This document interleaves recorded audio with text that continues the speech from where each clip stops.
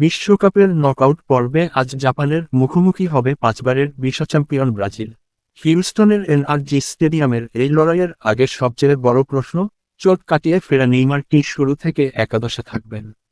Brazil coach Carlo আনচেলত্তির বক্তব্য এবং সংবাদ মাধ্যমের তথ্য বলছে, নেইমারের শুরুর একাদশে থাকার সম্ভাবনা খুবই কম। বরং স্কটল্যান্ড বিপক্ষে গ্রুপ পর্বের শেষ ম্যাচে যে দলটি ৩-০ গোলের জয় পেয়েছিল, সেই একাদশী প্রায় অপরিবর্তিত রাখার পরিকল্পনা করছেন ইতালিয়ান এই কোচ। বিশ্বকাপের শুরুতে কাফের চোটের কারণে মরক্কো ও হাইতির বিপক্ষে খেলতে পারেননি নেইমার। স্কটল্যান্ড বিপক্ষে বদলি হিসেবে নেমে শেষ ১৫ মিনিট খেলেন তিনি। ওই ম্যাচের পর আনচেলত্তি জানান, নেইমারের শারীরিক অবস্থার উল্লেখযোগ্য উন্নতি হয়েছে এবং জাপানের বিপক্ষে তিনি আগের চেয়ে বেশি সময় খেলতে পারবেন। তবে তিনি শুরুর একাদশে থাকবেন কি না সে বিষয়ে কোনো নিশ্চয়তা দেননি। স্থানীয় ব্রাজিলিয়ান গণমাধ্যম ও ইউরোপীয় ফুটবল বিশ্লেষকদের ধারণা, আনচেলত্তি ঝুঁকি নিতে চাইছেন না। পুরোপুরি ম্যাচ ফিট না হওয়া পর্যন্ত নেইমারকে বেঞ্চে রেখেই প্রয়োজনমতো নামানোর পরিকল্পনা রয়েছে তার।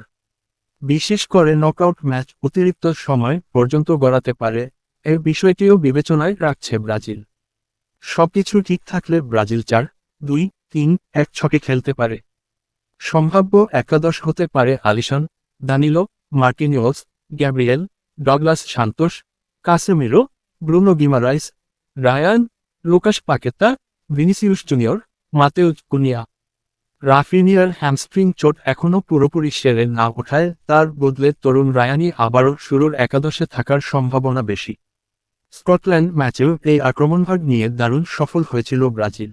আনচেলত্তিও ম্যাচের আগের সংবাদ সম্মেলনে পরিষ্কার করে দিয়েছেন, জাপানকে কোনোভাবেই হালকাভাবে দেখছেন না। গত বছরের প্রীতি ম্যাচে জাপানের কাছে ৩-২ গোলে হারার অভিজ্ঞতার কথা মনে করিয়ে দিয়ে তিনি বলেছেন, এই ম্যাচ জিততে হলে ব্রাজিলকে মাথা, হৃদয় এবং পরিষ্কার পরিকল্পনা নিয়ে খেলতে হবে। প্রয়োজনে অতিরিক্ত সময় ও টাইব্রেকারের জন্য প্রস্তুত রয়েছে তার দল। অন্যদিকে জাপানও আত্মবিশ্বাসী। কোচ হাজিমে মোরিয়াসু জানিয়েছেন, টাইব্রেকার পর্যন্ত ম্যাচ গড়ালে এবার খেলোয়াড়দের ওপর সিদ্ধান্ত ছেড়ে না দিয়ে তিনি নিজেই আগে থেকে পেনাল্টির শুটার নির্ধারণ করে রাখবেন। এছাড়া চোটের কারণে দলের অন্যতম ভরসা তাকেফুসা কুবোকে পাচ্ছে না জাপান।